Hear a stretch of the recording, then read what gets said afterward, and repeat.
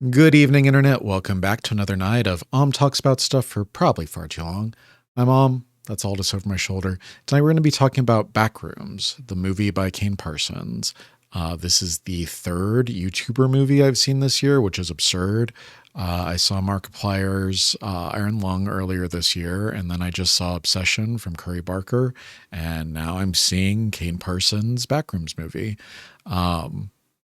What a year, huh? If you're not familiar with Backrooms, it all starts with a picture posted to 4chan, which I'll put up on screen now, and a short story. This is basically a paragraph. It's exceedingly short. It was meant to be like copy pasted around the internet. It says, if you're not careful and you clip out of reality in the wrong areas, you'll end up in the back rooms, where it's nothing but the stink of old, moist carpet, the madness of mono yellow, the endless background noise of fluorescent lights at maximum hum buzz, and approximately 600 million square miles of randomly segmented empty rooms to be trapped in. God save you if you hear something wandering around nearby, because it sure as hell has heard you. That's where it all started. 4 years ago, Kane Parsons made a video called Backrooms Found Footage. And then the next video was tests footage 3, something like that. I'll put it up on screen. This started an internet phenomenon. Everybody loved it. There is also a secondary project of like Backrooms exploration, which I think is a wiki where people document like levels down within the backrooms. So that's where you get the pool rooms. That's where you get the infinite suburbs. That's where you get the infinite library, all of that stuff. So from basically a paragraph and a picture, this whole mythos has been created around it. If you haven't seen one of my movie talks before, what I'm going to do is I'm going to go through the prologue and basically the first act of the movie. I will give you guys warning before I get into spoilers. If you want to stop out then, I'll give kind of my thoughts and then I'll let you go. If you want to hang out until the end of the video, that would be great. Otherwise, I entirely understand you dropping out. So this movie starts with a prologue, which is basically like a Kane Parsons short. We have one of the researchers in the yellow jumpsuits. They are trapped somewhere in the back rooms. There is something seemingly following them. It's all shot from like a handy cam that's strapped to them. They run through the back rooms. They find a like old radio station, some kind of base camp that they've set up. They try to reach one of their superiors on the radio. They say they're separated. They don't know how to get back. Please send someone to come get them. They hear a noise behind them. They turn around to see a seagull flying through one of the back rooms doorways. It crashes into the ground and then gets up and starts flying again. As they look forward, they see the monster. It follows them. They try to escape, but before they can escape, the monster catches them and knocks their camera to the ground. So, short little introduction to the movie. Really, like, you can tell that the sets are real, which adds kind of a sense of weight to the movie. I don't know how much of the sets they actually built and how much of it is like interstitched with like CGI, how much of it is Blender models, how much of it is like Maya textures, all of that stuff. But you can tell that some of the sets are real. And so that gets your brain being like, well, if that's real, how much of it is actually real as well? The film footage is cool. It's supposed to be 1990. And so it has that like interlacing effect where you like shift the camera and everything kind of like gets blurry for a minute. Cool effects, cool sets. It's all like, it's what you would expect from a Kane Parsons like big budget thing. After this, we're introduced to our two main characters. Mary Klein is a psychiatrist or a therapist. She has a patient named Clark. We don't really know his last name, but we get to know a little bit about his backstory. Clark is like very unfulfilled in his life. He wanted to be an architect, but he decided to work at a furniture store. He became the manager of this furniture store. He has kind of dedicated his life to this furniture store, which caused his marriage to fall apart.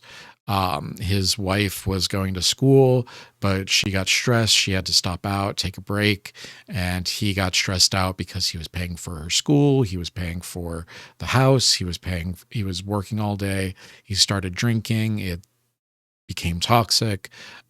He has issues that he's carried into like his present, and he's gone to Dr. Mary Klein to deal with those. Dr. Mary is a therapist by day. By night, she sells these tapes, the self-help tapes that you can listen to. It's all about like breaking out of bad patterns. You develop these patterns when you're young, when you want to like escape from bad situations. But then when you get older, you still have those patterns that aren't serving you anymore. How do you break out of those? How do you get into something like healthier? How do you get into like an adult state of mind where you don't have to keep going back to those old patterns? The writing of the first act, very solid. So Clark is the manager of this store. He is filming a commercial dressed as a pirate. He goes to sit down in like the chair in the middle of the store, and the leg snaps off of it. And the person behind the camera is Billy. It's either I wasn't really sure whether it was someone who works for Clark or if it was his assistant manager, Kat's boyfriend, and Kat roped him into like coming into film. It's not really clear. Either way, Kat is the assistant manager, Billy is the cameraman, Clark is the manager. That's really the cast that you need to know. We get to find out that at late at night when Clark is at the store working, the lights have been doing weird things. They turn on, they turn off. Something weird is going on with the electricity, and it is causing the electricity bill to go up because it's using power even though he's turned off the lights. The electrician is like, can you show me where the breaker box is? They go down to look at the breaker box, and at the bottom of the breaker box, like diagonal, is a separate fuse from the rest of the breakers. And it shouldn't be diagonal. It shouldn't be where it is. And it doesn't seem to affect anything, which is weird. So we get to find out that Clark has been living in the store. He sleeps there. He has one of the beds he has made his own. He's living in the store since he's become estranged from his wife or his ex-wife. He goes down into the lower area of the store, and he sees what appears to be a light as if through a doorway coming out of one of the walls. And he goes to investigate it, and he puts his hand up against it, and his hand passes right through the wall. And so he goes in to investigate. One of the problems I have with the writing of this movie is that everyone who goes in is immediately just like, huh, let's go investigate. Let's go see what we can find.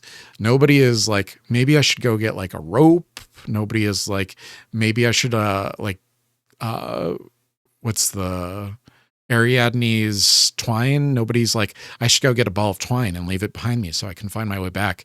Everyone's just like, yeah, let's go in. Let's explore. But Clark, heads into the back rooms. He goes exploring. He finds a cardboard cutout that is playing a recording of someone speaking. It sounded like French to me, but I could be wrong. He explores a little bit further, and he turns around and he sees a shadow on the wall. and this cardboard cutout that was behind him with the tape recorder is suddenly decapitated, and he knows that there is something in the back rooms with him. So he like finds his way out. He escapes back into the store, and he is freaked out. He comes back in. He grabs a stool from the back rooms, and he takes it back out into his thing, and he sits down in it like it's solid. He's like, "This is real. Like, I've found something here." So he goes back to Dr. Mary Klein. He's like, "Have you ever like sent anybody to an institution before?" She's like, I've been a therapist for a long time. Of course I have. And he's like, "What would it take for that to happen?" And she says, "Well, if you're a danger to yourself, or if you're a danger to others, or if I thought that you were like too disabled, I would need to send you to the institution." He goes, "So I found something really weird, and I know that it sounds like not real, but I need to show you this." And he pulls out a map, and he's like, "I went down into the store. I went through a wall, and I found what appears to be like an apartment or a office space behind my wall." And she's like, she clearly doesn't believe him. She's like, "Have you been drinking?" He's like, "I haven't had anything to drink since Friday. I know how it looks. I know what it seems like. It's real. Like, I found this." And she says, "Well, I can't say that I believe you, but I don't think that you're a danger to yourself or others." And he gets pissed off at her for like not believing him. And he's like, "I'm going to go get proof, and then I'll come back to you, and you're going to feel so bad about it. You're going to owe me an apology.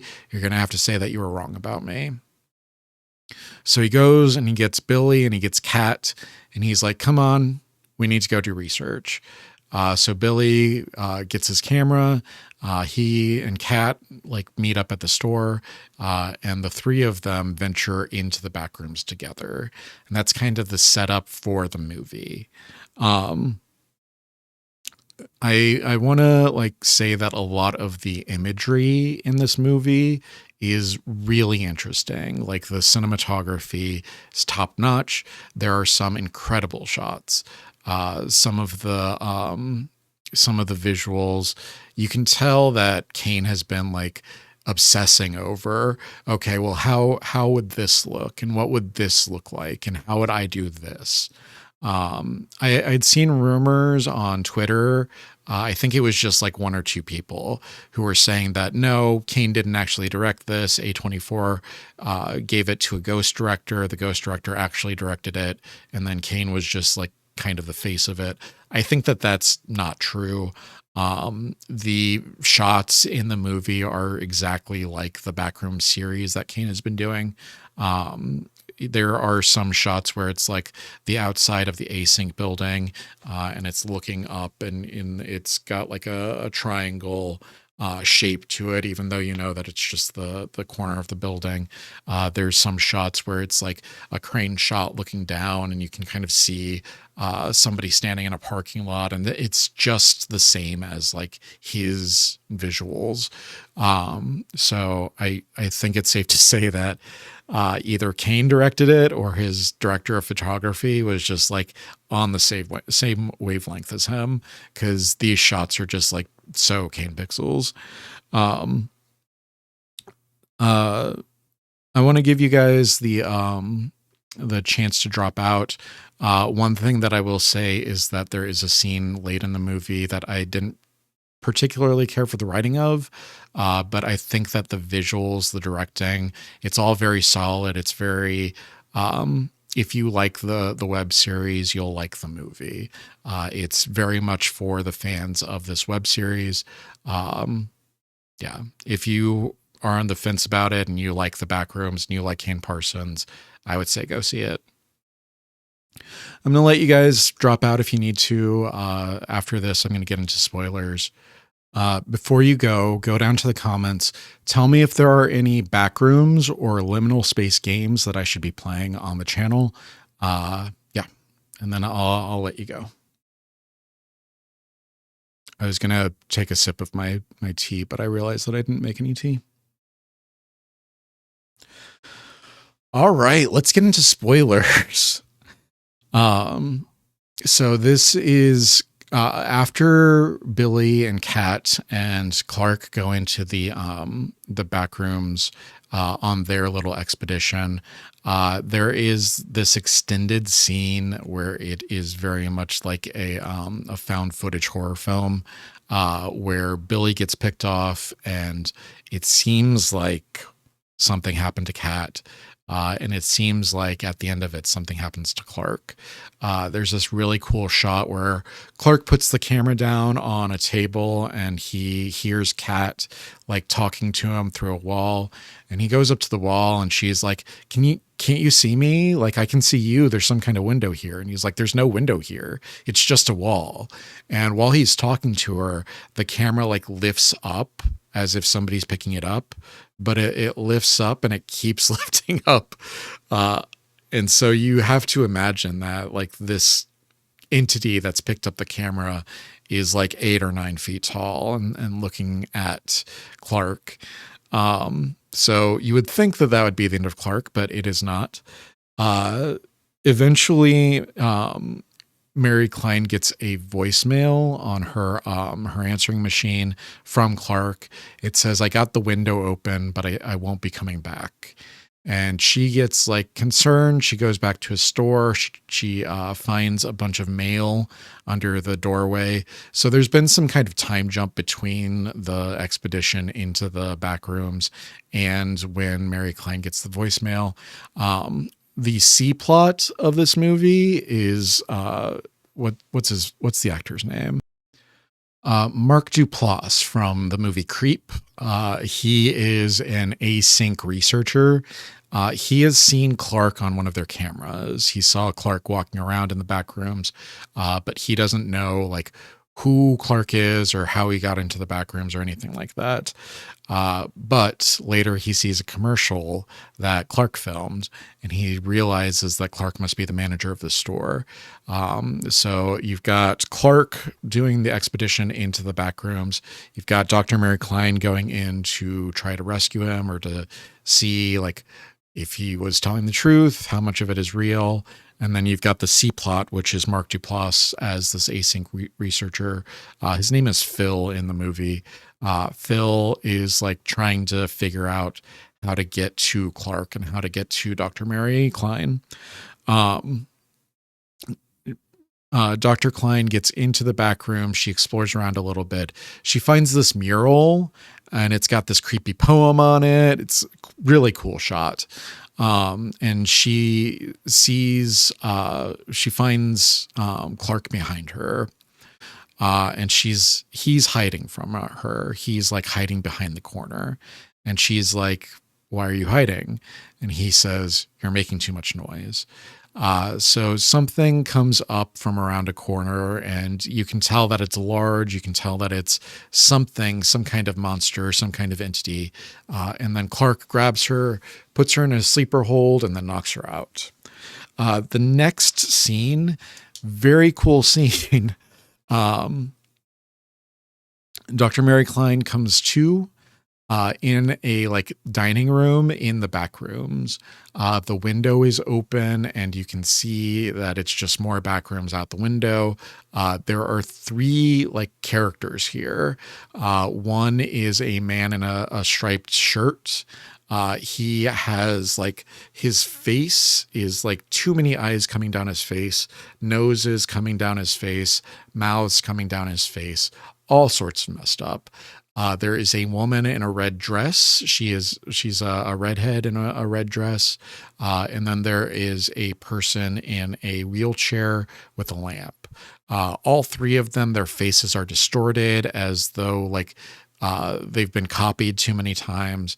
It's the way that Clark explains it is if like you remembered something over and over and over again, and each time you remembered it, it got a little bit like weirder. He says that the back rooms or this place that they're in, it's remembering people. It remembers a man in a striped shirt, but it keeps remembering him over and over and over again until he comes out wrong. He has Dr. Klein tied up to the chair. He like play acts as though she's his ex-wife. He's got all of this anger in him from the world. And one of the things that like, so three monstrous things happen like back to back. First off, we find out what happened to Kat. He opens the refrigerator to get a drink out of it, and Kat is in the refrigerator. He is talking to Dr. Klein about the inhabitants of the Backrooms, and he says one of the best things about them is that you can eat them. And he reaches into the belly of the man in the striped shirt, and he pulls off a chunk of the man's belly, and it's some kind of like organic foam, which is weird. And he has a knife. He's got a hunting knife somehow. And he says, they don't feel pain. You don't have to feel bad about them. And he sticks the knife into the man in the striped shirt's neck. And he's like, see, no thoughts, no pain, nothing. And he pulls it out, and he sits it down, and he starts like eating the organic foam. Creepy as all hell. I really felt that like this was inspired by David Lynch, not in like the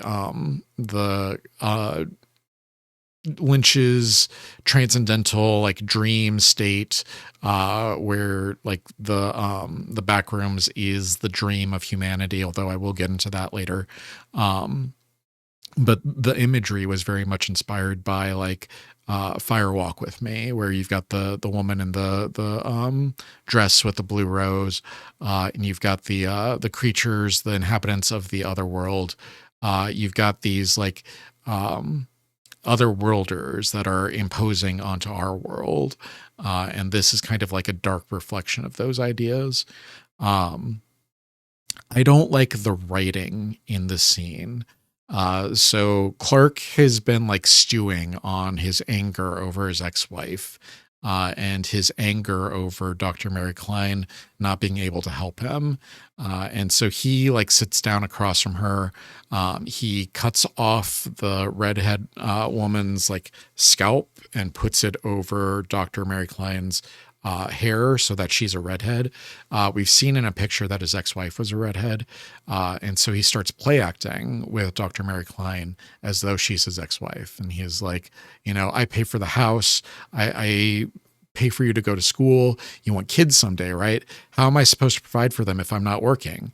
And Dr. Mary Klein breaks out of this role play. She's like, listen, the reason that your ex-wife left you, it wasn't about you working too much. It wasn't about you being drunk. It wasn't about your anger. None of that stuff made her leave. What made her leave is that you just whine so fucking much. It's never your fault. It's always the world's fault. It's not your fault that you drink. You drink because you work too much. And it's not your fault that you work too much. You've got to provide for your wife. And you get angry at your wife, but it's not your fault because you're drunk, and it's always somebody else's fault.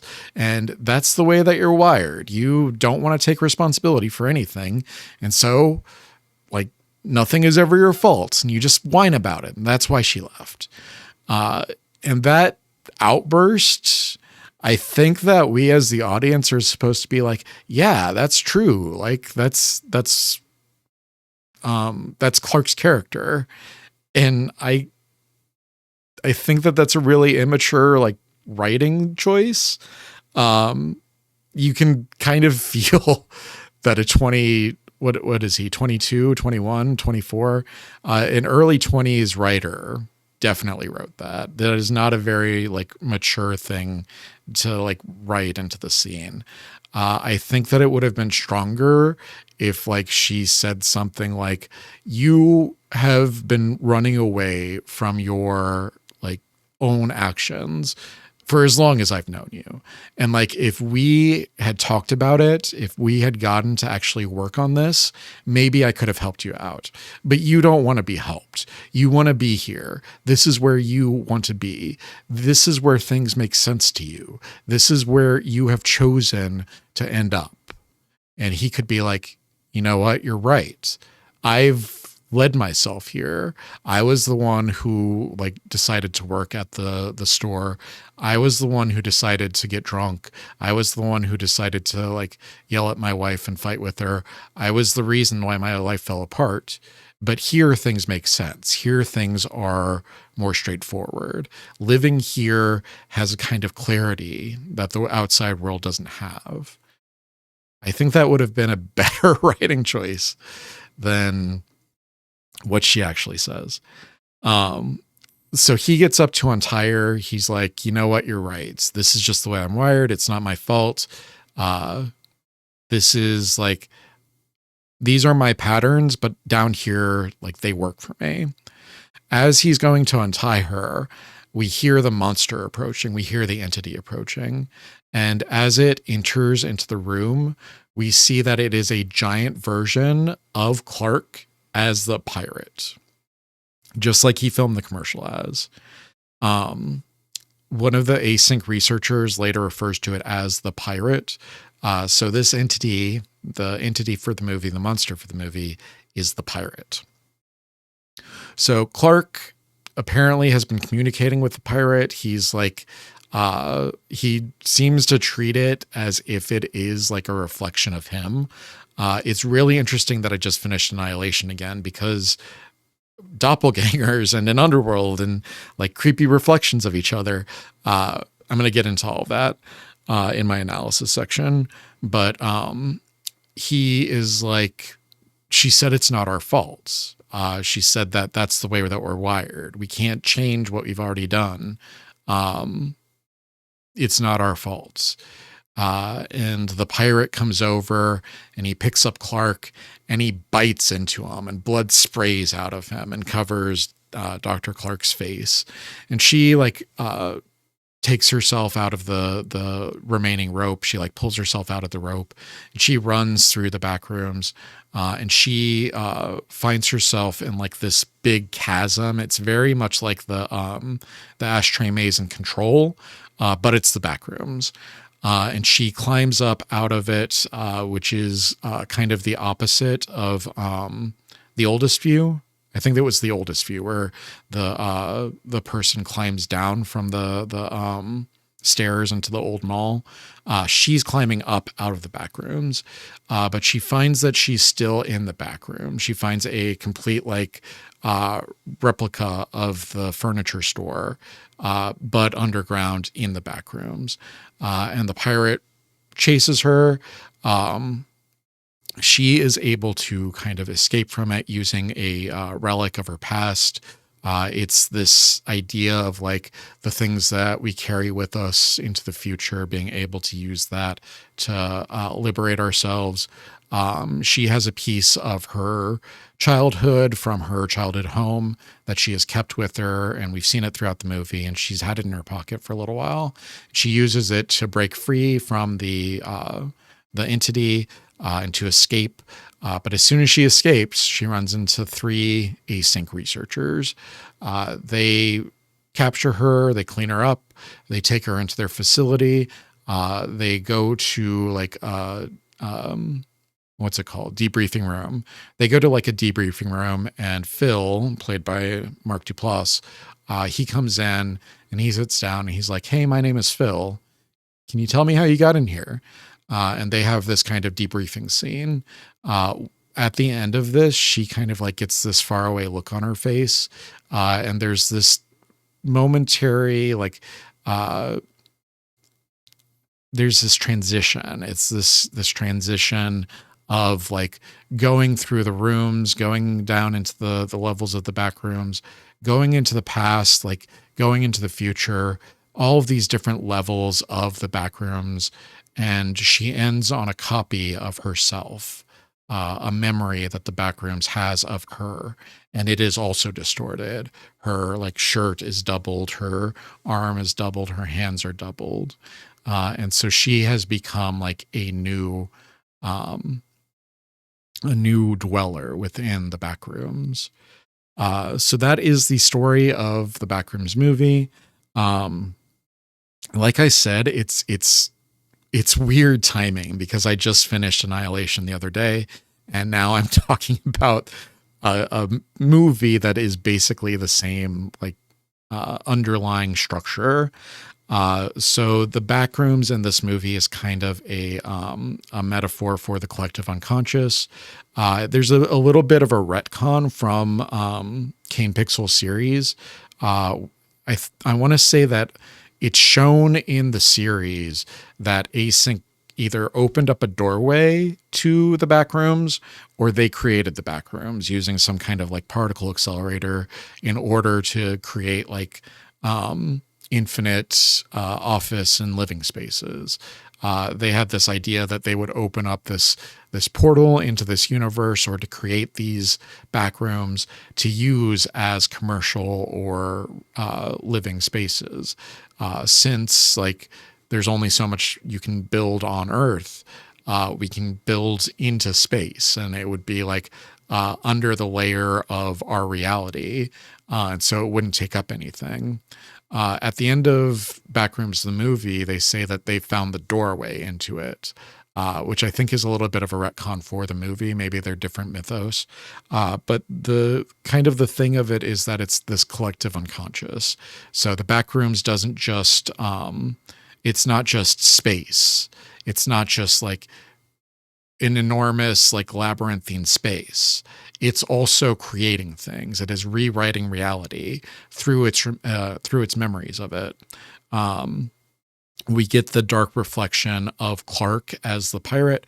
We get the dark reflection of Mary Klein as like the one being interrogated. We get these dark reflections of the store. Billy, the cameraman, he finds one of his shirts, like somebody has snatched one of his shirts and taken it to the Backrooms. The chair that Clark sits in, the throne for filming his commercial, there's a replica of it in the Backrooms. There's all of this doubling that is going on. And so it's got this idea of like this underground, this thing that lives beneath the surface, and creates replicas and creates copies, these dark reflections that we create through our understanding of them, but that we don't actually get to see or that we don't actually get to face. So it becomes this multi-layered metaphor where it's like the collective unconscious and our trauma and the things that we don't want to like see or acknowledge about ourselves, these things that we keep buried under the surface. So it's Kane Parsons, The Backrooms. I think that's everything. If you have seen this movie, what did you think about it? What was your interpretation of it? Did you enjoy it? Did you enjoy the scene that I didn't enjoy? Did you enjoy the cinematography? Let me know what you guys thought about it. What did you guys feel about it? All that stuff. I'm going to get out of here. Thank you all for joining me for another night of I'm talking about things for probably far too long. I love you. I will see you in the next video. Good night.